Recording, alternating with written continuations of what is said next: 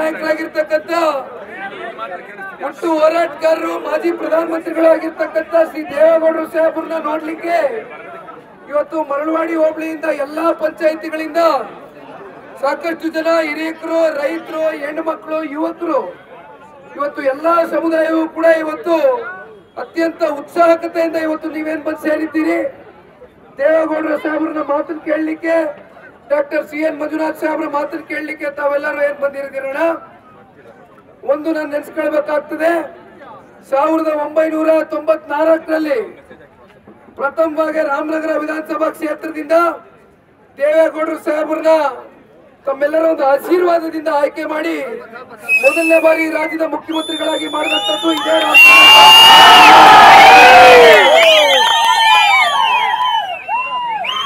ಇನ್ನೊಬ್ರು ರೈತ ನಾಯಕರು ಅಧಿಕಾರ ಇರಲಿ ಇಲ್ಲದೆ ಹೋಗ್ಲಿ ರೈತರ ಸಂಕಷ್ಟವನ್ನು ಅರ್ಥ ಮಾಡ್ಕೊಂಡು ಅನೇಕ ಸಂದರ್ಭದಲ್ಲಿ ರೈತರ ಬಗ್ಗೆ ಸ್ಪಂದನೆಯನ್ನ ಮಾಡಿರ್ತಕ್ಕಂಥದ್ದು, ರೈತರ ಸಾಲವನ್ನ ಮನ್ನಾ ಮಾಡಿರ್ತಕ್ಕಂಥ ಕೀರ್ತಿ ಇವತ್ತು ನೀವು 4 ಬಾರಿ ರಾಮನಗರ ವಿಧಾನಸಭಾ ಕ್ಷೇತ್ರದಲ್ಲಿ ಶಾಸಕರಾಗಿ ಮಾಡಿ ಈ ರಾಜ್ಯದಲ್ಲಿ 2 ಬಾರಿ ಮುಖ್ಯಮಂತ್ರಿಗಳಾಗಿ ಮಾಡಿರ್ತಕ್ಕಂಥ ಮಾನ್ಯ ಕುಮಾರಣ್ಣವರ ಒಂದು ಅನುಪಸ್ಥಿತಿಯಲ್ಲಿ ಇವತ್ತು ಈ ಒಂದು ಮರಳವಾಡಿಯಲ್ಲಿ ಸೇರಿರ್ತಕ್ಕಂಥ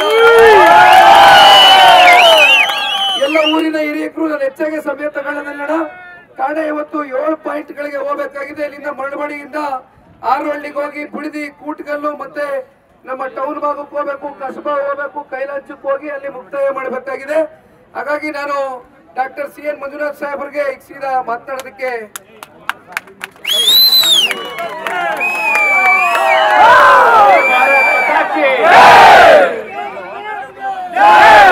ಇವತ್ತು ಈ ದೇಶ ಕಂಡ ಅಪ್ರತಿಮ ನಾಯಕ ಮಾಜಿ ಪ್ರಧಾನಿ HD ದೇವೇಗೌಡರು ಈ ಕ್ಷೇತ್ರಕ್ಕೆ ಬಂದಿರೋದು ನಿಮ್ಮೆಲ್ಲರ ಸೌಭಾಗ್ಯ ಅಂತ ನಾನು ಅನ್ಕೊಂಡಿದ್ದೀನಿ. ಯಾಕೆಂದ್ರೆ ಕನಕಪುರ 1983ನೇ ಇಸ್ವಿನಲ್ಲಿ ಅವರು ರಾಮಕೃಷ್ಣ ಹೆಗ್ಡೆ ಅವ್ರನ್ನ ಈ ವಿಧಾನಸಭಾ ಕ್ಷೇತ್ರದಿಂದ ಚುನಾಯಿಸಲು ಅವರದ್ದು ಪಾತ್ರ ಬಹಳ ಮುಖ್ಯ. ಅವರಿಗೆ ಈ ಕನಕಪುರ ಕ್ಷೇತ್ರ ಅದರ ಇಂಚಿಂಚು ಕೂಡ ದೇವೇಗೌಡರಿಗೆ ಗೊತ್ತಿದೆ.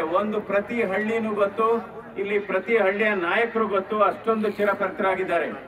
ಅವ್ರು ಹೇಳ್ತಾ ಇದ್ರು 1983ನೇ ಇಸ್ವಿನಲ್ಲಿ ರಾಮಕೃಷ್ಣ ಹೆಗ್ಡೆ ಅವ್ರನ್ನ ಈ ಕ್ಷೇತ್ರದಿಂದ ಚುನಾವಣೆಗೆ ನಿಲ್ಲಿಸಿದಂತ ಸಂದರ್ಭದಲ್ಲಿ ಕೇವಲ 6 ತಿಂಗಳಲ್ಲಿ 6 ಕೆರೆಗಳನ್ನ ಕಟ್ಟಿಸಿದೆ ಮತ್ತು ಒಂದು ಆರೋಬೆಲೆ ಪ್ರಾಜೆಕ್ಟ್ ಅನ್ನು ಮಾಡಿಕೊಟ್ಟೆ ಅಂತ ಹೇಳ್ತಾ ಇದ್ರು ದೇವೇಗೌಡರು. ಅದು ಎಷ್ಟು ಸೇತುವೆ ಕಟ್ಟಿಸಿದ್ದೀನೋ, ಎಷ್ಟು ರಸ್ತೆಗಳನ್ನು ಮಾಡಿದ್ದೀನೋ ಅದು ಒಂದು ದೊಡ್ಡ ಪಟ್ಟಿಯೇ ಇದೆ ಅಂತ ಹೇಳ್ತಾ ಇದ್ರು. ಹೀಗಾಗಿ ಇವತ್ತು ಅವರು ನಮ್ಮ ಪ್ರಚಾರಕ್ಕೆ ಬಂದಿರೋದು ನಮಗೆ ನನ್ನ ಗೆಲುವಿಗೆ ಆನೆ ಬಲ ತಂದುಕೊಟ್ಟಿದೆ ಅಂತ.